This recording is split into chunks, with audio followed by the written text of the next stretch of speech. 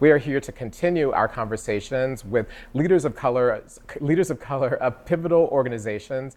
Right now, we are talking to the Executive Director of Color of Change, Rashad Robinson. We are actually at their offices in an anonymous location in New York City. Of course, Color of Change is a digital civil rights organization of nearly 1 million people who are organized themselves into a broad array of campaigns to apply power to affect change and structural change. And so we're thrilled to be here to talk to you in our secret bat location. It's great to be here, and congratulations on the show. Thank you so much. So one of the reasons why we can't actually disclose where we are or even show B-roll of where we are leads into the first question that I want to ask you, which is, where from the perspective of Color of Change, given sort of the breadth of your activities, offices all across the country, an array of campaigns, where are we on civil rights in the United States? So I think we're in this place where people are having a lot of conversations. Every single day we're hit with all sorts of information about civil rights and racial justice.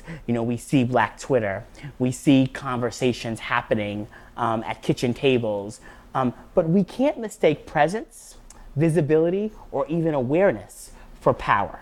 And we say that a lot at Color of Change. And oftentimes, just because there's big conversations, just because we have a pop star that can stop the internet when she announces she's pregnant or shuts down a major concert, just because we have a Black first family or had a Black first family in the White House, doesn't mean that that actually changes the rules. And power is the ability to change the rules. And so I think right now, in terms of where we're at, structurally, in terms of civil rights in this country, is about building enough power to force decision makers to be nervous, to force real change to the rules, both the written rules of policy and the unwritten rules of culture. So given the need to translate presence into power, what is the thing right now in the perception of race in this country that isn't making people nervous, right? Because you're saying we have to use this power to make people nervous so that we can change structures. So what about where we are in race in the country isn't making people nervous? No, I mean, I think in many ways we're at this place where people see conversations, they hear information, but folks are not oftentimes pushed to actually have to do anything. There's so many places, from criminal justice to economic justice to what's happening in voting rights and democracy, and we try to channel that energy into real change, and then we try to find the most strategic ways for people to take action. So we think about what's the right lever, what's the right pivot point, where if we direct that energy, we can force actual change, and what are the right strategies? Far too often people see inequality, poverty, racism as unfortunate, almost like a car accident. What we have to be better at doing, and what oftentimes traditional organizations that take a lot of money from corporations, the mainstream Democratic Party, many of those institutions are unable to actually name the opponents, to name those folks that are manufacturing inequality and poverty, the big corporations, political leaders, because they're all tied together. So let's start naming names, yeah. right? So it's a couple of buckets, right? Okay. So like there is like the deep right-wing infrastructure, from the Heritage Foundation to the Koch brothers to ALEC, that colludes with right-wing media structures like Fox News, right-wing radio. There's all of that infrastructure.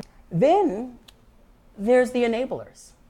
There are the mainstream corporations that if we allow them, they play see no evil, speak no evil, hear no evil, and they kind of keep their toe in both areas. There's an entire infrastructure that resists change around race and racism, right? Yeah. And that it works in cohort, and that at the center of that, again, is corporate money and power that's influencing, that's funding. If you look at the Koch brothers, right? Yeah. They're funding the organizations that you mentioned. They were big proponents of ALEC.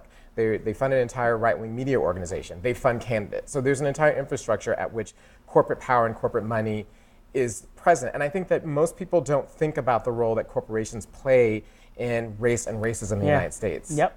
So, you know, one of the reasons why is when Color of Change was founded, we made a strategic decision not to accept any money from corporations or government. And that, in many ways, also gives us a level of go-to-market strategy and freedom to run the type of unapologetic campaigns on corporations. But you're absolutely right. it does come down to a set of rules that have been changed. Since 1980, income inequality has risen. So there was the last time that black and white wealth income was closing. And this is not a question about black people stopped working hard in 1980. This is not a question. Rules changed. The rules changed. Yeah. What is the relationship you believe between digital activism in all its forms and direct action? I think that they go hand in hand. I think especially in today's time, how we reach people and get people to move, and increasingly, sometimes direct action tactics can happen through digital. There are all types of ways where we can apply strategic interventions that force institutions to do something they don't want to do. And direct action will look different over time. So we have this theory that with all of our campaigns, respond, build, pivot, and scale. Respond to moments that are happening out in the world. When the tragedy of Sandra Bland hits people's on the news, how do we help people respond to that?